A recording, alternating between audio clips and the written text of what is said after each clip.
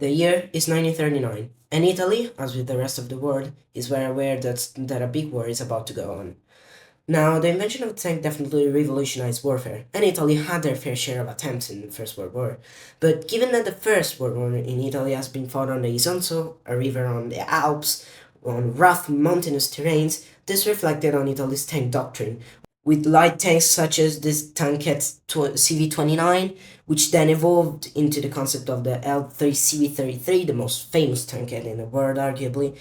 But it quickly became apparent with the Spanish Civil War, in which Italian troops were developed alongside the troops of Francisco Franco, that the CV-33 was not enough against Soviet tanks like the T-26 with its 45mm gun, making the 8mm machine guns of the CV-33 useless. Furthermore, in the Abyssinian campaign, Abyssinian troops reportedly just ran behind it, making it useless. To fix these problems, the M1139 was developed, with a fully rotatable turret with two 8mm machine guns and a 37mm cannon in the front. While the tank itself could work, it was really not that effective. And it showed with the beginning of the African campaign in 1941, where Italian troops alongside Rommel fought in this M1139, and it showed poor success, with most being destroyed or captured in combat. Now, the Ansaldo fabrics of Fiat, which made Italian tanks, weren't really on par with other nations, and it showed in their designs. Despite this, Italy definitely tried its best with their most produced medium tank of the war, the M1340 series.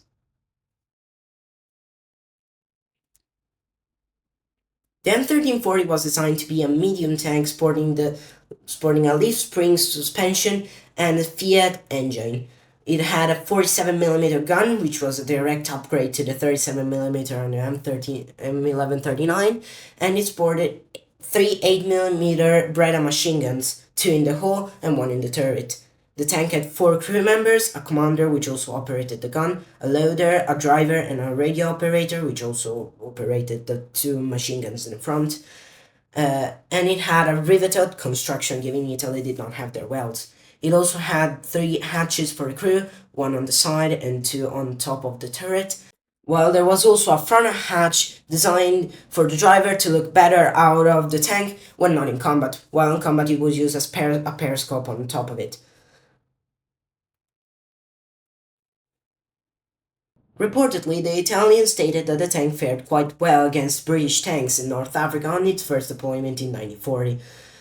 While this may be true, in reality the tank had a fair share of mechanical problems and also design problems, making it quite easy for the tank to be destroyed, and catastrophical when it was, making death rates pretty high on the tank.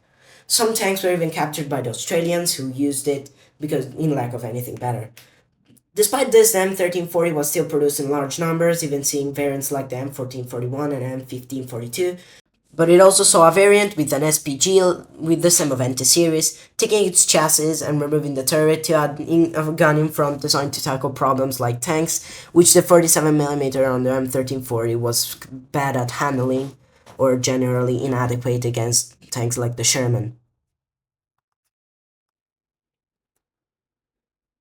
With the surrender of Italy in 1943 and the armistice officially signed in Sicily after said invasion, all troops in the African front and all M1340s sent to the African fronts were officially either dead, destroyed, or captured in combat.